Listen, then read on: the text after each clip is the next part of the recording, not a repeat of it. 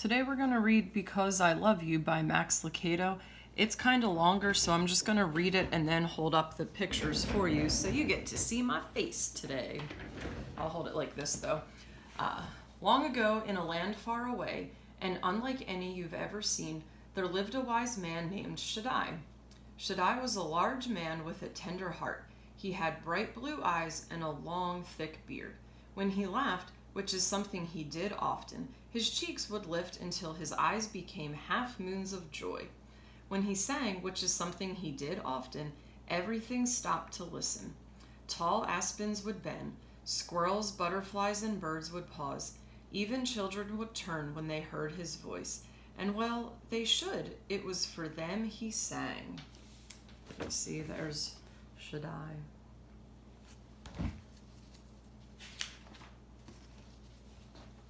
And for the children, Shaddai had built a wonderful village. It was more than any child could dream. The children plunged into the sky-blue pond. They squealed as they soared high on the swings hung from the apple tree branches. They scampered through the meadows and giggled in the orchards. The sun never seemed to set too early, and the cool night sky always brought a quiet peace. And most of all, Shaddai was always near. When Shaddai wasn't in the meadow with the children or in the orchards with the children, he was in the workshop with the children. They loved to be with him while he worked. They loved to smell the sawdust and hear him sing and watch him carve a chair out of log or make a table out of a tree. They would gather around him and take turns pressing their tiny hands flat against his great big one. There's a picture for you. Every night he would gather the children on the grassy meadow and tell them stories. Fascinated, the children would listen as long as Shaddai or their weary eyes allowed. The children loved Shaddai, and Shaddai loved the children. He knew each one by name, and he knew everything about them. He knew Lucy's love of birds. He knew Roland's fear of darkness. He knew Daphne was friendly, and Spencer was shy. He knew Paladin was curious. When one of them called his name, he dropped whatever he was doing and turned. His giant heart had 100 strings, each held by a different child, and Shaddai loved each one the same. That's why he built the wall.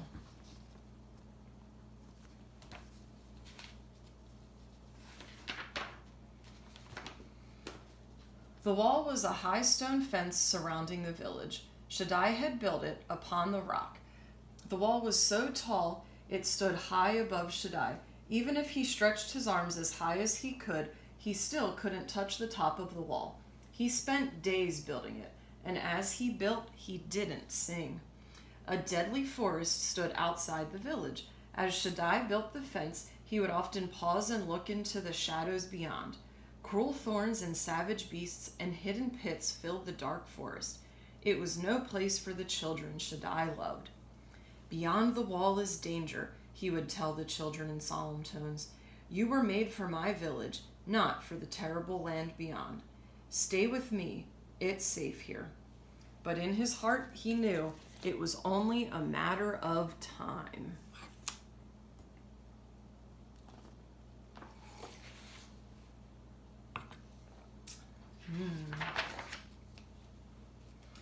The day he placed the final stone on the wall, he returned to his shop. He took a long aspen branch and sat down at his bench and carved a staff. Shaddai stood the staff in a corner. I'll be ready, he told himself. Some time later, a little boy ran into Shaddai's workshop. The sandy-haired child, with searching eyes and restless energy, brought the maker both joy and concern. Shaddai! In one motion, the maker dropped his hammer and turned. What is it, Paladin? The boy spoke in spurts as he gasped for air. The wall. I found a hole. It's a big opening, sir. The boy's hand stretched to show the size. Someone could crawl through it. There it is. Do you see the hole in the wall? Shaddai pulled over a stool and sat down. I knew it would be you, Paladin, my child. Tell me, how did you find it? I was walking along the wall, searching for holes. Paladin paused, surprised that Shaddai knew. Yes, I was looking for holes. So you could see out into the forest? I was curious, Shaddai.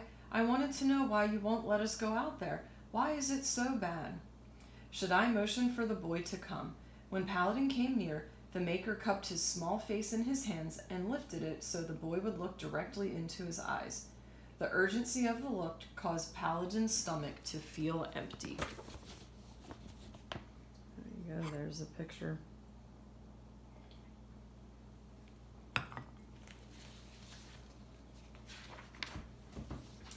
Paladin, listen to me.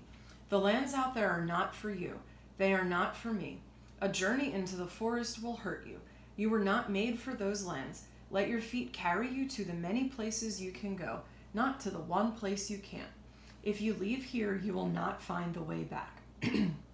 Paladin spoke softly. You'll fix the hole then? No, Paladin. I created the hole because I love you so much.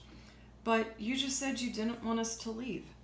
I don't want you to leave. I want you to stay with me. Excuse me. But I did make the opening when I built the wall. But if you don't fix it, said Paladin, the children might leave. I know, Paladin, but I want the children to stay because they want to, not because they have to.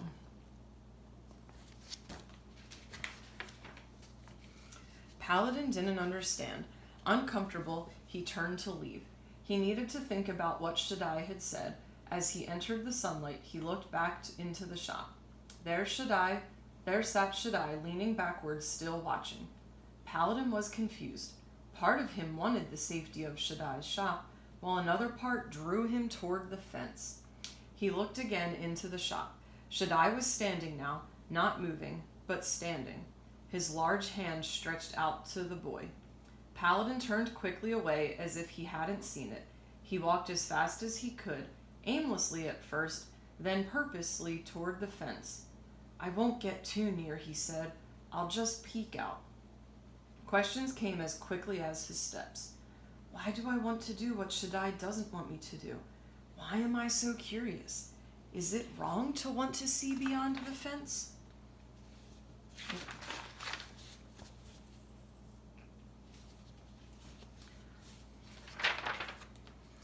By now, Paladin was at the hole. Without stopping to think, he lay on his stomach and squirmed through just far enough to stick his head out the other side. I'll just take a quick look, he told himself. What could be wrong with that? Shaddai said he made the hole because he loved us. I wonder what he's keeping from me. As if his knees were moving on their own, Paladin crawled further. Soon he was through the hole and on the outside of the wall.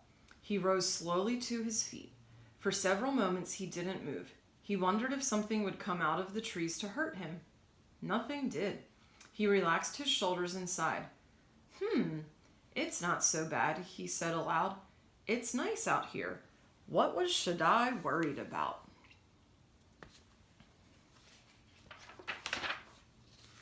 Paladin began walking into the forest. Twigs snapped beneath his bare feet. Sweet flowers scented the air. I don't see any scary creatures, he thought. The trees were so thick he could barely see the sky. Just a few steps into the woods, he said aloud, to see what it is like. After a dozen more steps, he stopped. He liked the wilderness. Nothing to fear here. For the first time in his young life, he believed that Shaddai was wrong. Just wait until I tell the others. And he turned to go back through, but the hole was gone. There's the picture there. And you see there's no more hole in the wall. He stopped and stared. He only saw a solid wall. Paladin ran to the wall.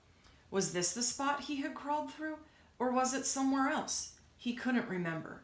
He ran a dozen steps one way, and then a dozen steps the other. Nothing. Suddenly he heard a strange sound in the woods behind him. He swung around, but he saw nothing.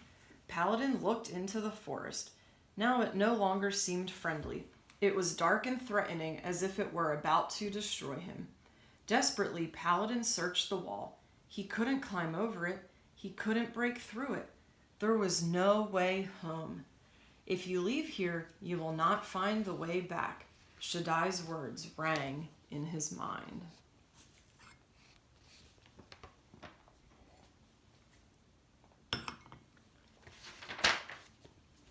The boy's eyes were wide with fear. He sat on the ground and hugged his knees to his chest and began to cry. As Paladin huddled there, lonely and afraid, he remembered something else Shaddai had often said.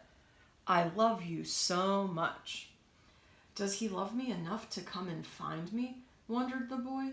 Will he hear me if I call to him? Shaddai, Shaddai, I'm so sorry I didn't listen to you. Please come help me. Paladin's plea had been heard by the one who loved him, even before it was spoken. For as the boy left Shaddai's workshop, the Maker had watched him as long as he could. When Paladin was out of sight, Shaddai turned, not to take up his work, but to remove his apron. He hung his tools on the wall, then he reached into the corner and took the staff, the one he carved after finishing the wall.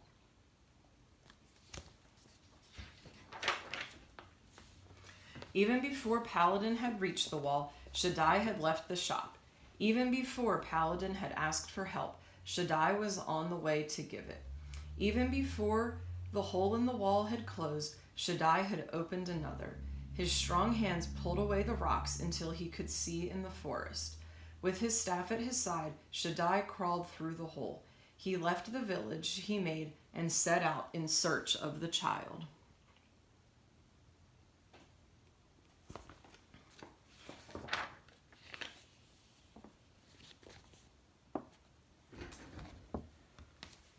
The end. That was a good one. I hope you guys realize how much that relates to the way that God loves us and how he sent Jesus for us.